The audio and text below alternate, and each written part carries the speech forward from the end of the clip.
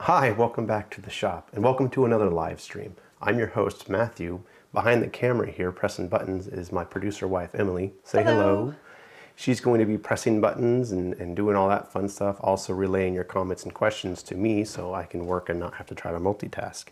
In today's stream, we're going to continue on with the hot end upgrade on the Sidewinder X2. I've put all the parts on it. I'm done with the hardware portion of it, and it's now time to edit, compile, and install new firmware on the machine to get it to run how I want it to with the new hot end. If you do upgrade the hot end on your Sidewinder X2 or Genius Pro to an all metal, changing the firmware isn't strictly necessary unless you want to increase your total max printing temperature. Or if you have a different thermistor. So I've gone with a different thermistor in this case, and I would like to increase my max printing temperature. So I will update the mainboard firmware, and I will update the touchscreen firmware to reflect. So I'm going to hop in my laptop here and bring up VS Code, and we'll start working on this firmware.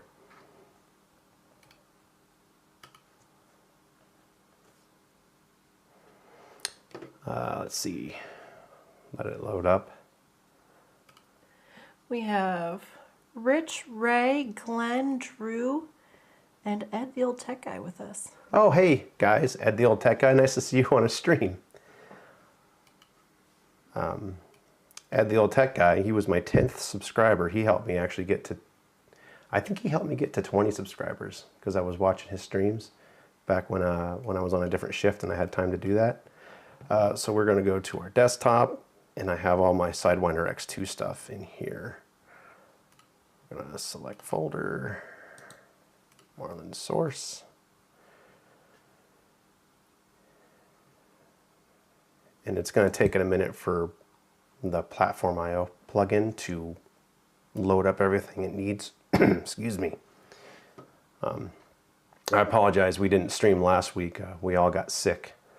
The whole family, and we probably still sound like it a little bit, but we're feeling a bit better. All right, so that's opened up.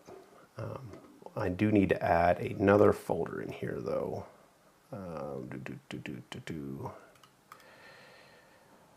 Add folder to workspace, and we're going to use a different firmware as a comparison so I could just go back and forth and change the settings that I need to.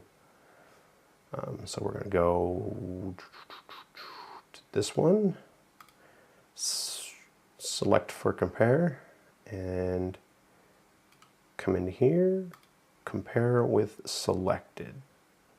This is a cool feature on how to do it. So when you do it this way, on my left is a firmware that I've already done, and on my right is my new firmware, and this is just bog standard Marlin configuration straight from their download or their GitHub. So what it will do, this comparison will just compare everything line by line and tell you what's different or where your differences are. So first line here, you could change the configuration author. You could put anything you want in here. I just like to put basically the changes that I've made. So this one I'm actually going to do, this is going to be P100 thermistor, and that's it. So up here there's these little arrows. You could use the arrows to go to the next corresponding line that's changed.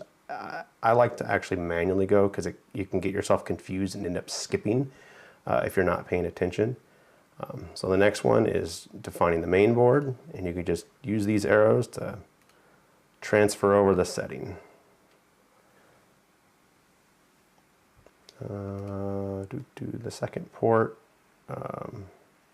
this is not a Genius Pro. I've opened up Genius Pro ones here, so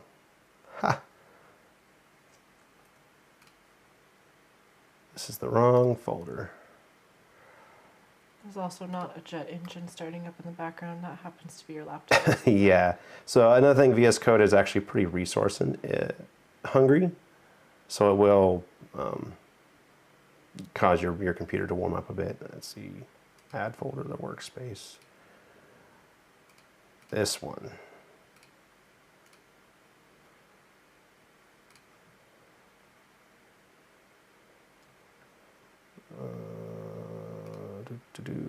Select for compare. Compare with selected. Here we go. Okay. So going back down here. Yes, here we go. Sidewinder X2. Tell it it's a Sidewinder X2. Tell it what stepper drivers it's got. So the Sidewinder uses TMC 2100s. We'll just go down, and the one thing that will be different is my thermistor. It's a different thermistor. So under thermal settings, it gives you a list of all the different types of thermistors. This is going to be number 13. This is a P100 3950 type. So where is that? Right here. Oop. 1.3. Okay. Close that error. Change the bed type. There we go. And it's about 40 or so line items that you'll go through and change. Heater 0 max temp, 310 degrees. I give myself a 10 degree margin of error because there's a 10 degree hystrus built into Marlin for the thermal thermal runaway. So if, say I want to print something right at 300 degrees and it hits, and I have it set to 300, my max temp, well, if it hits 301, it'll immediately go into thermal runaway. So for this, it won't go into thermal runaway protection until it gets to 310 or higher. And you could set that right here. Temp sensor redundant. This is a redundant max differential 10 degrees. So you could change it to 20 or 0, whatever you want. I just keep that default and add a 10 degree margin of error. So Ed says you're inspiring. You're inspiring me. I think I will make a resolution to finally get a 3D printer this year. do you need one, Ed? You really do. They're a lot of fun. All right. Says he may reach out to you to guide him which one to get. Absolutely. Yeah, reach out to me anytime, Ed. All right. Swap over the PID temperature tuning. For the hot end on this, I will probably have to retune, but it'll be close enough I can get a test print done. Min temp, 180 is fine. Scroll down to the next one. Set the in-stop logic. And I'm just quickly going through all this. This isn't like a complete guide to how to do all the firmware. Move these and feed rates. And for this, I'm actually going to change my E-steps to 435. That's what I always end up getting when I tune E-steps on these machines. So I'm just going to change it now. Retract acceleration. We like lots of retraction acceleration. Drew says he doesn't think you swapped over the thermistor. I did over here. Oh, I didn't. You're right. Ha! I put it on the wrong one. Thank you, Drew. Thank you. Actually, have I been doing this wrong? Okay, no, I haven't been doing it wrong the whole time. Thank you, Drew. You're, that would have been weird. I'm like, why isn't this thing acting right? And Ed says you need to allow super chats.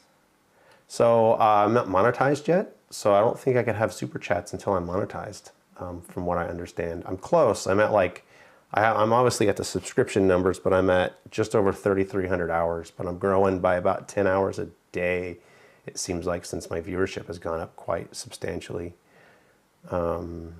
Junction deviation. We're gonna move that over, 0.032. We want S-curve acceleration on. We want using RZ probe settings here. Define BL touch. Yep, that's what we have. What did I not change here? Okay, that's my E-steps. Nozzle to probe offsets.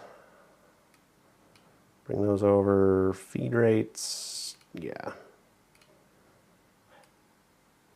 The max feed rate, especially for the Z-axis, is super slow for Marlin's default settings. Define Z after probing. Yep, 10 millimeters high. More in-stop logic. Bed size. For this, if you ever go in and mess with this, Artillery has it set up for the Y bed size as 310 millimeters, which is okay, but you could run into issues with your homing offsets if you run this too big. You want this to be the actual printable area, not your actual bed size. These beds are 310 by 310, so if you don't have your home offset perfect, you'll end up trying to print off the edge of the bed, and the home offset that Artillery puts in here is not perfect. It's close, but it's not perfect. Sean just joined us and says, I joined late. Is he using a high flow nozzle? No, this is just a Micro Swiss 0.4 nozzle. Andrew says, I may be on some post-surgery drugs, but I'm paying attention. Right. And the thermistor or the... Oh, and Ray says, I wasn't sure if I caught that right. And Drew says, the thermistor or the drugs? Had ankle surgery on Thursday. Some great painkillers. Oof. Yeah.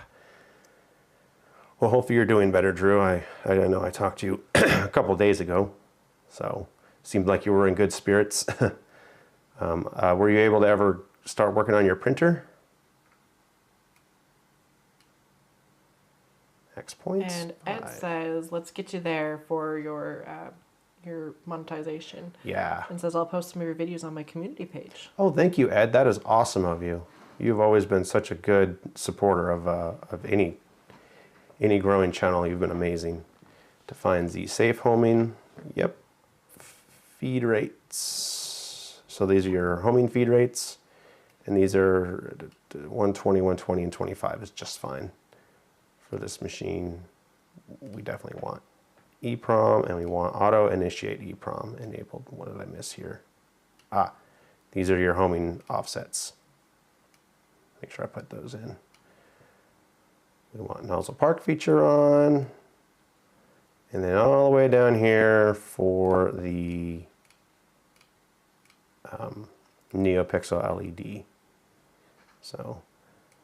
And we're going to double check, make sure I didn't miss anything. So that is our E steps, yep, and the author. So save that, close it, and we're going to come back here and go to our configuration advanced. Select for compare, compare with selected, and here we go. Auto fan pin, PC7, yep. There's less settings in this file for it. I like to use the high-speed mode for probing. I've never noticed a difference in accuracy when doing that. I've tested both, and I've always had the same exact results. So it saves a substantial amount of time when you're doing your probing for your mesh, your surface mapping. So we want baby stepping. We want baby stepping always available. We want baby step Z probe offset. If you don't enable this, any baby stepping that you do while it's printing won't save to the Z probe offset. So you need that enabled. I will enable linear advanced, but I will have it set to 0 because I set those individually for each filament. I tune each filament for that. And then you have to have experimental S curve on for linear advanced to work. Down here, buffer sizes, yeah. Drew says the surgery went well, still a bit foggy during the day, but got some work done today. Good. He says his warden/wife has me on a tight leash as to what I can do. Well, yeah, they do that. It's pretty much our job. Otherwise, we'd hurt ourselves. Just no doubt. Emergency parsener, you need that on for the M600 to work. Advanced pause feature. We want load and unload G-codes, and all the way down here. This one gets people. So the chopper timing voltage, most of these machines run on a 24 volt power supply, but Marlin defaults this to 12 volts. Sometimes it'll work fine and you won't have any issues. Other times you'll get an all low error for your stepper drivers if the machine has any sort of debugging for that enabled. And a lot of that could be internal to the main board. There's a Marlin setting for it, but some main boards will automatically search and check that that voltage is correct. So, and that is it. Make sure, I want to search for one thing. M600. Drew's non-weight bearing for a month on his left foot. That's rough. Brutal. It's hard to get around. Brutal. All right, so I think that we are good there. We will, let's see, remove folder from workspace. And one last thing we got to change is in, where is it? Platform.io.ini. We need to change our build environment to TIO, artillery, I think it's underscore Ruby, I believe. I think there's an underscore in it. Well, only one way to find out. Build. Nope, that was definitely the wrong. Oh, it's going to show it. It give us a list here. So where is Ruby? Here we go. Yeah, I have it right. Unless I spelled it wrong. I probably spelled it wrong. No. Build.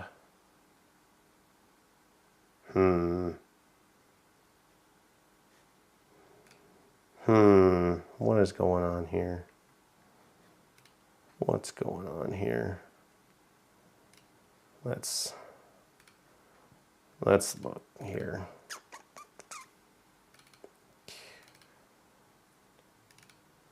What is it set to? Looks different right here. Okay. I'm just going to copy and paste out of a pre-done one.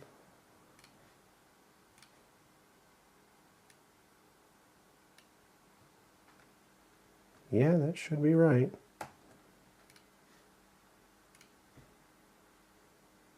Ah, here we go. Maybe I didn't give it time to catch all the things it needed when you change that, because it's going to change your pins file and all that kind of stuff. So. Drew asked if it needs the quotes. It shouldn't. Yeah, configuration project, up to date, uploading. Yeah, it seems to be.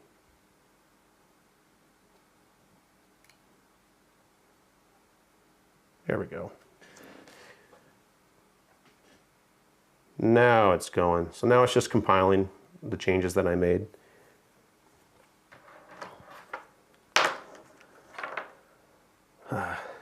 And I thought about just going through and picking one that I've pre-done and just changing the thermistor setting, but I figured you guys would like watching a quick abbreviated version of going through both of the configuration files to see what all can get changed. And the comparison feature is pretty cool. Success. All right. We can minimize that. We can plug this guy in and update this thing. One thing that does need to happen, let's see, I need a power cord here. Oh dear. Huh? Oh dear. Oh dear. There we go. Sorry, I'm all over the place. No, I'm all over the place. You're all over the place. What are you doing? I'm just, messing things up. It's all good. Oh, it's... Drew says, I have to say it, +1 for Clipper. +1 for Clipper. Hey, so an update about that. I have a fan / customer who is, oh, that's not long enough, that would happen, who will be donating a couple of Raspberry Pis to the channel. So Clipper may be happening in the short future, which will be really cool to learn that. So I gotta move this to give myself the length I need. Haha. All right, plug that guy in. And now I gotta, all right, where are we at? There we go, okay. So we will come back over to the laptop and we're gonna bring up, Oh, man. I know, right? Hang on. All right. All right, because these artillery boards don't have a bootloader, you have to do this manually. So you bring up some sort of terminal, typically it's interface here. Could not connect to COM 8, so is it 6? Drew says, reach out if you need anything. I have a basic Sidewinder X2 coding file. That's awesome of Drew. Thank you, Drew. All right. Printer is online. We'll type in M997. That puts it into what they call DFU mode, which is just it makes it so the board is able to load a firmware. So then you go to STM32 Cube Programmer. Connect. Come over here. We will go Marlin source. I think, am I on the right one? Let's make sure I'm on the right one. Yes. PIO, build, Ruby, firmware.bin. In a previous video, I have showing how to update these things, and with the older version of Marlin, version 2.0, it generates a hex file and a bin file, and I've never was able to get the bin file to load, but the hex file always loaded correctly. Now with version 2.1, it only generates a bin file, and it seems to work for me now. So yeah, changes. And it just takes a minute to erase and download. Done. Disconnect, close, disconnect, close. She says, would love to collaborate and give back in any way I can. I think you'll clipperize them all afterwards once you get going. That's what I hear. People rant and rave about Clipper this and Clipper that. Like, yeah, I get it, it's great, but man, not everybody can afford a Raspberry Pi. Okay, so that is the main board updated. I will just slide that out of the way. Actually, where's my little guy here for my touch screen?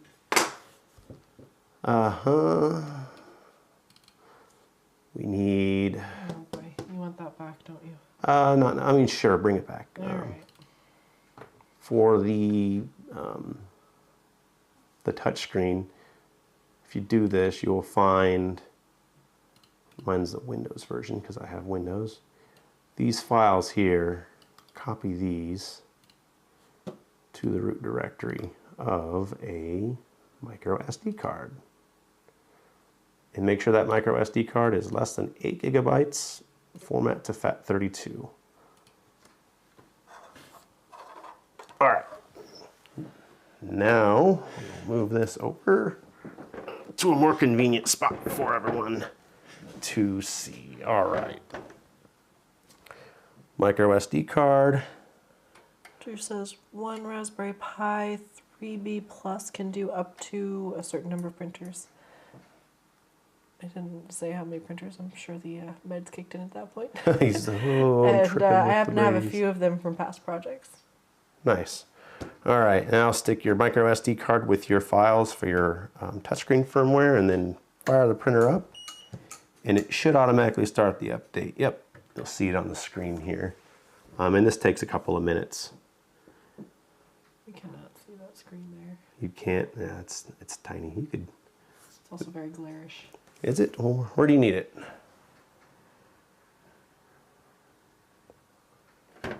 Oh, falling off the table here. And if you want, we can go to this camera. I could yak at this camera, and you can zoom in on that camera on the screen. Do you want the screen? Yeah. Bring them. Give them a screen. All right. Drew says 3. One Raspberry Pi can do 3 printers. That's impressive. That is impressive, Drew. How do you connect one Raspberry Pi to 3 printers? I'm assuming through USB, right? How many USB ports are a Raspberry Pi? I would guess. Back it up. Back it up. That's as far back as it goes. Too much. You could zoom in further. No, I can't. Because it's the bottom of the picture. You could tilt the camera down. No, I can't. Oh, I lied. I can't. Whatever. Keep zooming. Perfect. Okay. You could bring that up as the picture-in-picture as well. Why not? Because this one's the picture-in-picture and this is the one that's zoomed in. So you could have me here, picture-in-picture that.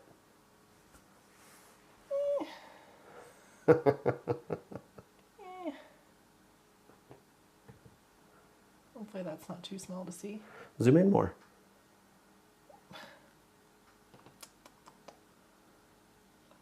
Just turn off the picture-in-picture. Oh, hey, we're updated. Okay, so I guess you could just go to this screen, permanent style. All right, and we will go to settings. Oh, we're gonna cut back over here. There we go. All right, so we'll go back here. This is our main screen here. Every time you update the touch screen, it's going to change your file source. So you go to settings, go to source, and then go back to USB if you use USB sticks for printing purposes. And we are going to test and make sure this thing, homes, tools, home all. See, Drew says, but the Sidewinder X2 screen is so amazing. It's not bad. 1 Raspberry Pi, 3 printers, 4 USB per Raspberry Pi. Drew also says, let the producer produce, and I totally agree. Sorry, Drew. Rich says, I plan on looking into Clipper at some point in the not too distant future. Yeah. There we go. All right, so at homes, well, we'll go back here. All I see is your screen right now. That guy. See? Have a seat. Have a seat, she says. I can barely see. Okay, so at homes, and the probe and stuff works. I actually was messing with a different probe, so I was making sure I had it wired correctly too, because I was playing with some wiring. So we're gonna run a test print on this thing. I have right here that. I'll roll a filament, and we're going to do it in white because it looks cool. And I'm bypassing the runout sensor. All I do is just shove a piece of filament in there so it's always triggered. All right. Tools. More preheat PLA. Let's get this sucker warming up. You know what? I'm gonna play with this while you. So she's messing with the camera, and I'm heating up the build plate and nozzle to load up some filament and do this test print. So, good times. Excuse me. What's up? We're still not 100% with it here after getting sick, so we do apologize for that. I'm pretty sure I sound lovely. By 100%, between the two of us, we make up about 25%. Yeah, that's about right.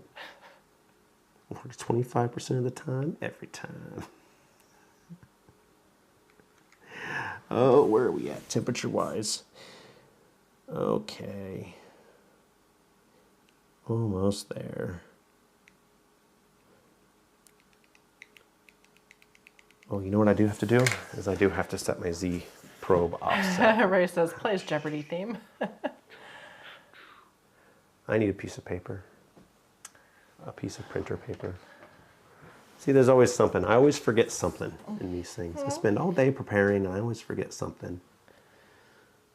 So, that's way too thick. Do you have art on it? That's fine. Some Zoe art. This is Picasso. Can you see that? That's probably kind of glaring. Picasso from the 3-year-old. So as that heats up here. Let's see, Rich says, I've upgraded my Sidewinder X1 with the BL Touch firmware, and after each print when I do another and it tries to home, the X-axis goes to the wrong side and the BL Touch pin does not deploy and it crashes. I had that issue and it was intermittent for me. It was kind of random. I don't know what causes that. I think it might get confused on where home might be. And I can't figure out whether that's a problem with the firmware or if it's just the main board on that, the MKS main board in that thing is weird, because I never had that issue on any other printer. How'd you fix it? I just restarted the printer after every print. I know, it's annoying. Yeah. Yeah, I couldn't figure out exactly why it did it. And it didn't do it every time for me. It was just kind of random. Sometimes I would go 3 or 4 prints in a row before it did it. Sometimes it would do it after every print. It just depends. I don't know exactly what the problem is. We are here. Drew says, have you tried turning it on and off again? Yes. Design it, build it, repair it says, edit, print, config file, make your change, reboot clipper on the fly instead of editing a file, compiling it, putting it in SD, and then flashing it. Yeah, it seems much more convenient. All right, tools, we are going to go more, and we're going to set our probe offset. So for anybody that has my firmware, because I have a version that works with a totally bone stock machine with the all-metal upgrade from Artillery, the process in which you do this thing is you will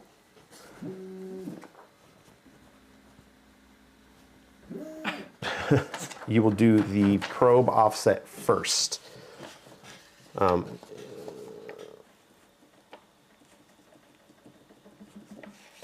Artillery has that set way too low.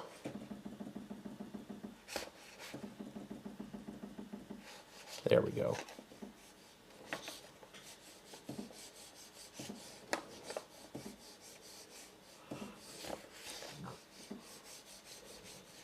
All right.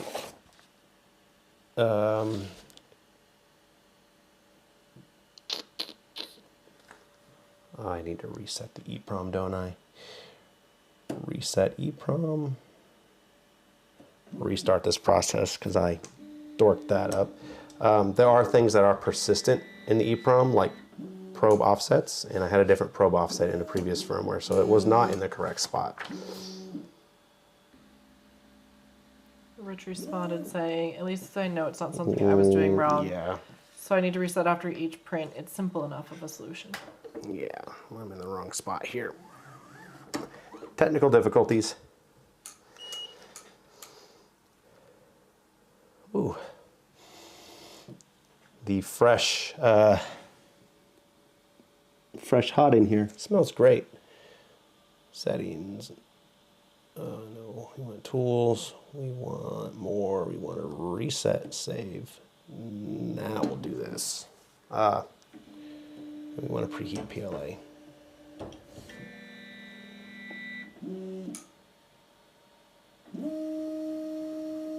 Come on.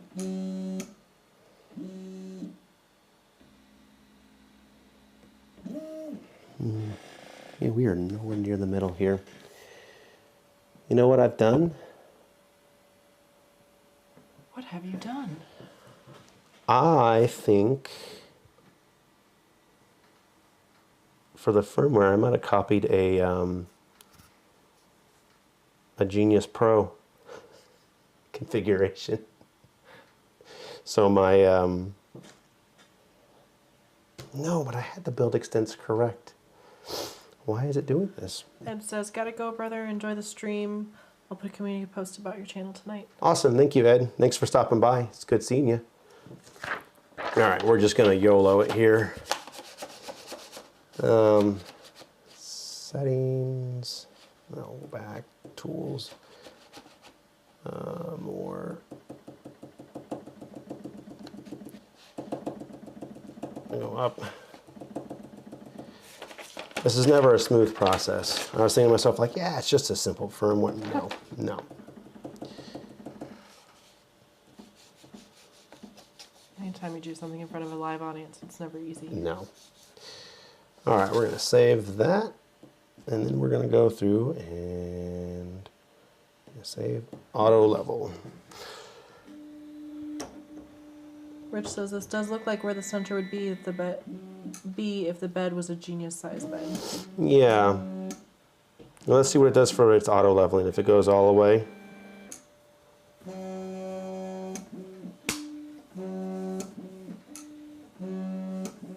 Well, no, this is right.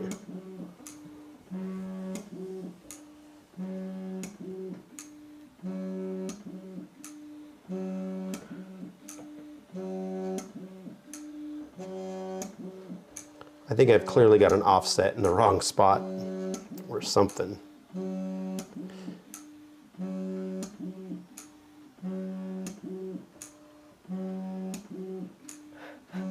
That speed, that specific speed is a very noisy speed on this machine.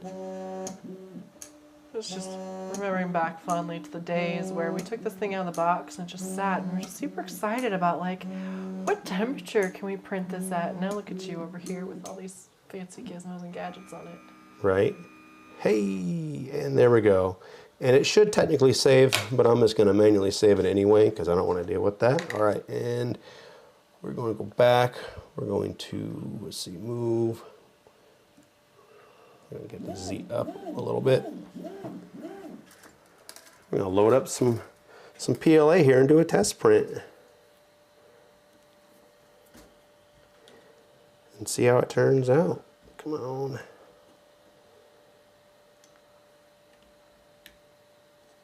So I haven't adjusted my tension yet or nothing. There we go.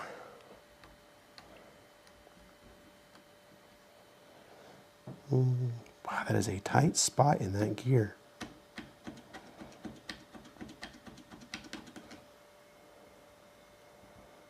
Come on, there we go.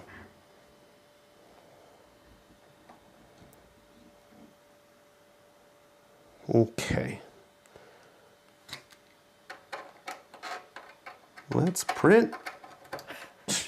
Backwards, forward, backwards, every time. Back, 3D print. Level test. And away it goes. What temperatures is it looking for here? 60, okay.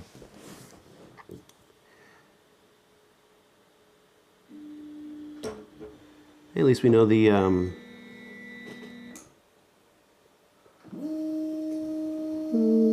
it's over the center right there. We have Ricardo with us. Says hello. Hope Hi, you guys are doing well. I have a strange issue with my X2. I level the bed. All corners are good except for the back right that is far from the bed. Any suggestions, please? Is this the corner leveling you're doing or the surface mapping you're doing? Because if you don't set your Z probe offset first before you do your corner leveling, you're going to have issues. So you set your Z probe offset, do your corner level, and then you can go through and run the auto leveling, which is just a surface mapping process, and that should do just fine.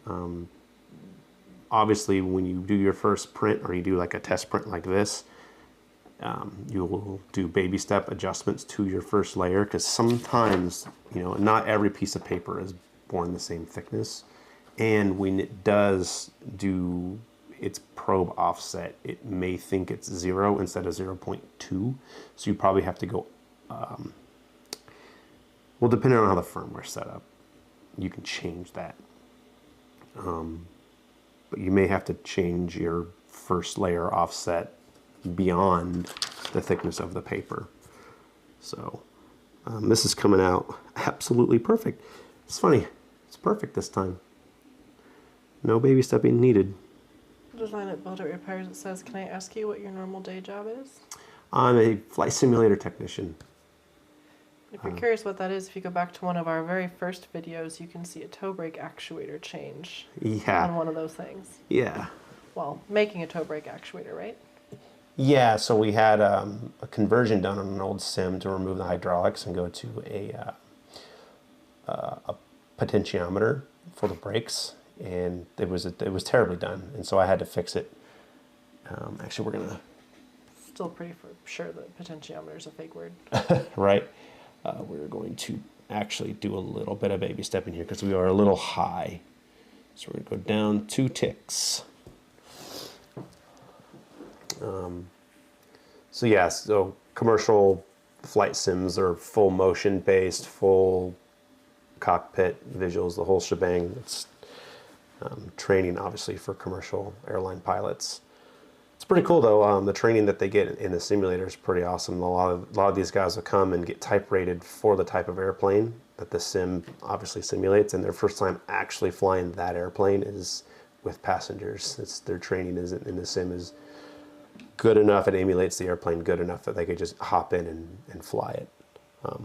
Obviously first timers are co-pilots and they have an experienced captain with them. We're gonna go down a little bit more. So actually, you know what I need to do? I need to upload this G code as a separate G code or an STL file on the website for people to use for this, because it's a simple 11-minute print. On this, on a Genius Pro, it's probably a minute or two shorter. And it's a good way of just getting, one, making sure that your surface mapping works, and then setting your first layer thickness correctly. So what time is it? 3:42. Wow, I'm doing good time-wise here. Yeah. So I think, was it Rich? Rich, you said that you had a question queued up. I don't remember if you asked a question yet today. He'd commented on a Facebook post or messaged me. I don't know. This is all turning into a blur. There we go. That's looking much better. Rich did ask about the Sidewinder X1 BL Touch firmware after each print. Yes, that was his question. Sorry,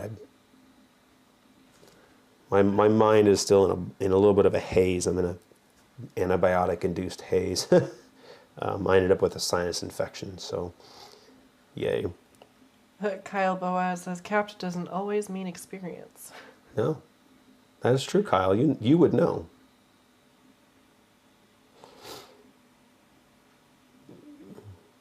It just means paid more. So, I'm jealous, Kyle. I want to go to Switzerland. Oh, Ray says, "I may need to ask you about a Hornet issue one day." Oh, yeah, absolutely. And we could do some Hornet videos, some Hornet live streams. I have essentially the same upgrade I want to do on the Hornet. I have parts for that. Is this a Sidewinder only video, or can he ask his Hornet question? Yeah, you could ask a question. Yeah, that's no problem at all. Thanks for clarifying, honey. That's what I'm here for. Right. Oh, yeah. Those are looking quality.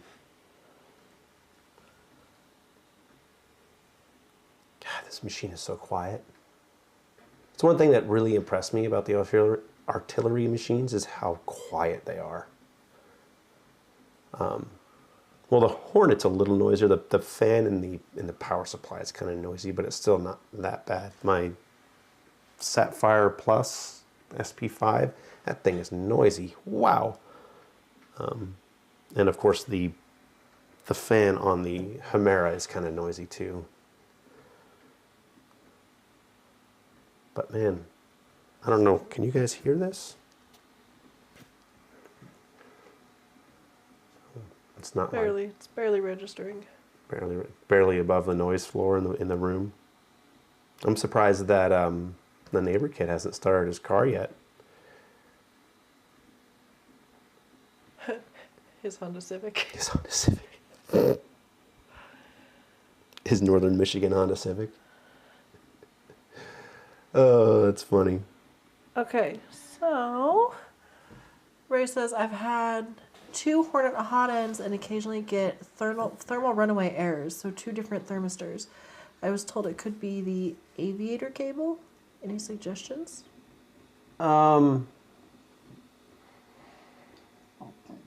Excuse me. Yeah, I mean, if you have I guess not the greatest connection for the signal pathing for the thermistor, yeah, I could see that, but I don't see it as the likely culprit. I vaguely remember Artillery posting something about this because it was kind of an issue on a lot of people's printers. The biggest thing I could think of really is to do a PID auto tune, and it doesn't hurt to do it several times, because sometimes it takes more than one. The more times you do it, the more accurate it's going to get. So you could be, you know, like what temperature are you trying to print at? Are you pushing the limits that the machine has preset? I don't know what the hard stop is. I'm like 260 maybe, which is already too hot for it. You don't want to print at 260 on that machine until you get an all metal hot end. But if you're trying to print PLA and you're getting that, and it's not actually having thermal problems, it's printing at, you know, it's showing the temperature that you need, you might have a problem with the main board, possibly. Ray says, yeah, I did a PID auto tune. Okay. Are your temperatures stable? And what temperature are you trying to print at? And is it the bed or the hot end that's giving the thermal runaway? Because both of them can do it. Well, wait, we're waiting on that. Rich says, after the 5051 part fan upgrade, my Sidewinder X1 whistles sometimes. Yeah, it'll whistle, like you'll hear the airflow in like crevices in your print and stuff like that. And Ray says, no, just the 205, but then it jumps to the 240 plus and goes crazy and throws the error. Oh.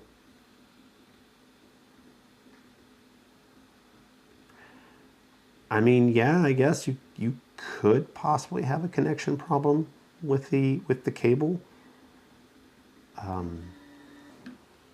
I would also look into connections, like where it connects to on the main board too. They use it's a JST connector, but it's a cheap one, and the contact itself may not be gripping on the pin on the main board. Design it, build it, repair it says, what slicer program do you use, and can you share your profiles? I use Idea Maker, and I have a couple of profiles on my website. I have I've planned to export all the profiles I currently use and organize it, but Idea Maker does it different than other slicers, and it's kind of confusing, and I'm working on a less confusing way to explain it, because there's technically 3 different profiles. There's like a printer profile, then there's the filament profile, and then there's like an individual, I forget what they call it. Live long and prosper. So yeah, so you like in the drop down, you'll have the filament type, and you could make whatever you want on there. So like for me, I have like PLA, and then I have a bunch of separate PLA profiles, and then I can select PETG and a bunch of PETG profiles for that printer. So if I go and select a different printer type, it changes those profiles on that list. It's kind of confusing and weird how it does it, but it's, once you kind of get it, it's a much more organized way to do it. Especially because of the options you have within Idea Maker, with some of the stuff you could do to it that is unique to Idea Maker that I really, really like. And the only other thing I can compare it to would be like Prusa Slicer has a lot of the same, well, not the same, but similar options that work quite well, but I like Idea Maker better. It works for me. And just this sounds similar to Prusa Slicer. Yeah. And Ray says, it's frustrating to say the least, because otherwise it's a good printer. Yes, it's been a great little printer for me. Well, if that's just me or not. I don't know. If you guys are having experiencing lag issues, let me know. Hey! We have somebody came in and says, could you show us the parts you've changed? So it's the hot end part. So it's going to be the heat block, the nozzle, the thermistor. I have a stock heater on it, and then a bimetal heat break. I will try to remember to leave links for the parts in the video description after this is done. But test print complete. I'll bring it to you. So in this orientation, these first 2 started out a little, it's so bright. It's hard to tell with the white, but they started out a little on the high side, but so I adjusted it and they turned out perfect. So I call that a win. Now I haven't done any printing of hotter materials. I'll mess around with some PETG later at like, I don't know, 250 or something to really cook it. But I do want to start experimenting with ABS, and that's one reason for changing this is I do want to play with ABS in the future. And I know that requires a little bit more heat. And I'll probably have to start with a poor man's enclosure, like a cardboard box. A lot of people do that, and it works. So I've seen some funny pictures on Facebook and Instagram, like people have like doors in the cardboard box and everything. It's almost turned into a permanent solution for them. Wasn't that your first cure station for the resin printer at work, cardboard box? Yeah, it was actually. We did a cardboard box and then we remade it out of some aluminum plate, actually pieces of an old sim. We gutted a bunch of sheet aluminum out of an old sim that was going to scrap because it's useful material. So while I'm actually like done before time, this is 2 minutes. 2 minutes. What? You mean 8 minutes? Oh, sorry. Yeah, no, we're 2 minutes after. Math. Hey, I make up 1% of this 25% we make together, okay? So. Right. So I guess I can give a couple updates for the build plates. Actually, I got an email from the manufacturer. They're done with their Chinese New Year, and they asked me when I want to order a bunch. So I got to respond to them and get a quote for a small production run, probably 10 of each size. And then do that. X2 boards, haven't really been able to touch them in a couple weeks. Hopefully I might work on those tomorrow for some time. Are we going to possibly take pre-orders for the...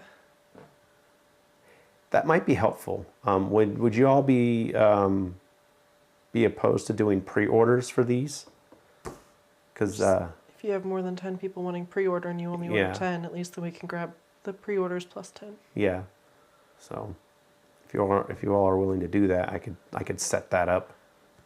Oh.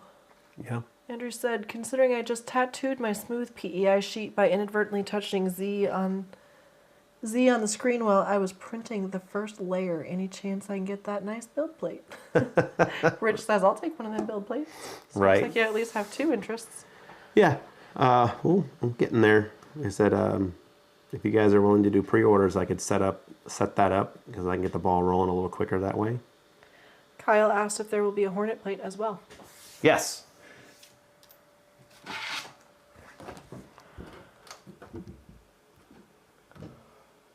The size for the Hornet, actually, this is the size for an Ender 3, so it's 5 millimeters over. The Hornet ones will actually be the correct size. This was just a test piece I got. So, and I still not 100% sure on the color just yet. I've had a lot of people say, oh, the black is so awesome. I think the black looks better. Black does look really cool. Although it shows a lot of grease. Shows, well, it makes it easy to clean though, because then you can see where it's dirty. Ooh, Kyle says +1 for me then. Yeah, right? All right. Well, that turned out nice. I'm gonna move this out of the way. Rich says, dollar, dollar, dollar, insert, take my money here. Shut up and take my money. So, yeah, well, shut up and send me your money. Drew says, do you have a rough price on the build plates? So probably right around the $50 range for the bigger one and $40-ish for the smaller ones. Is that just the top, or does that come with?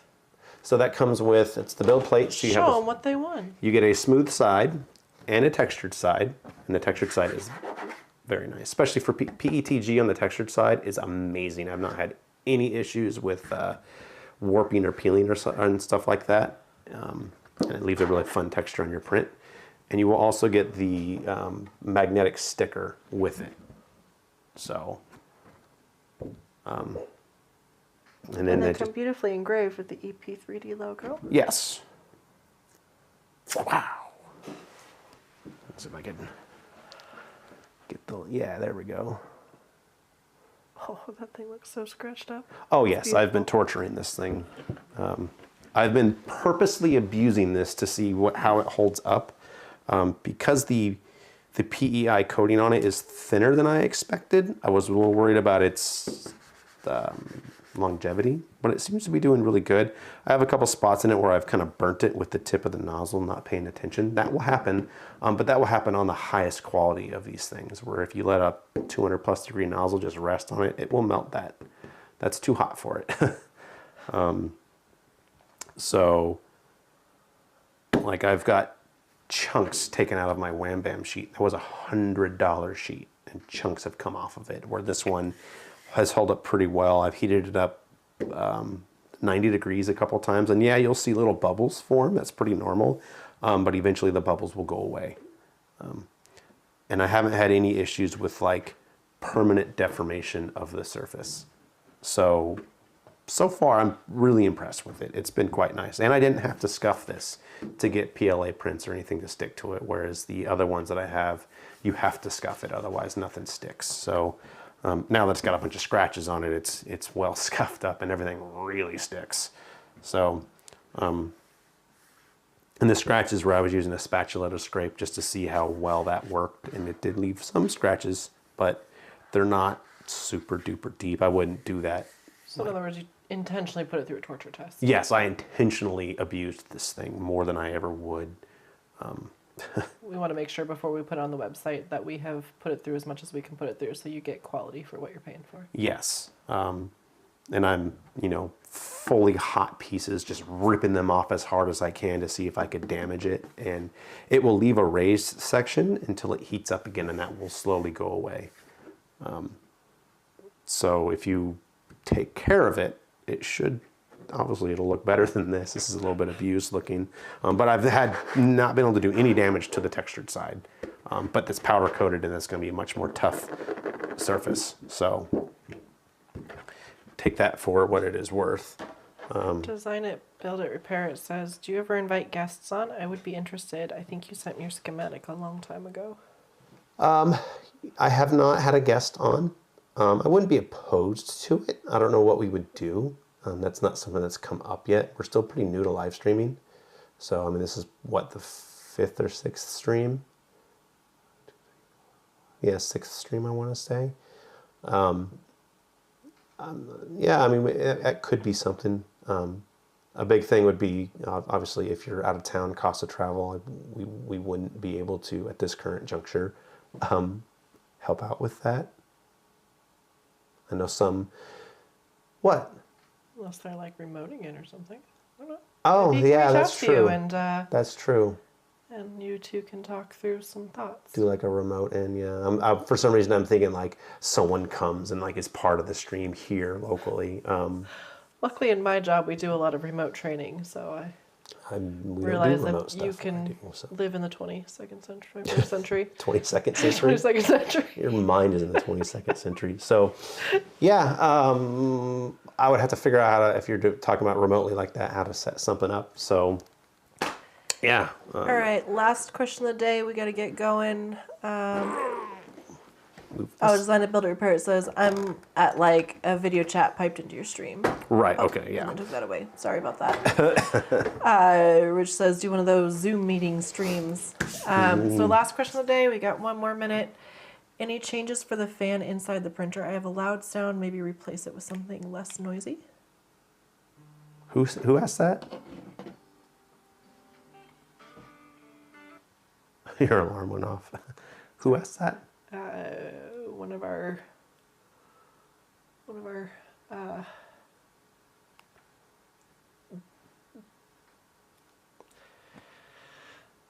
words. Yeah.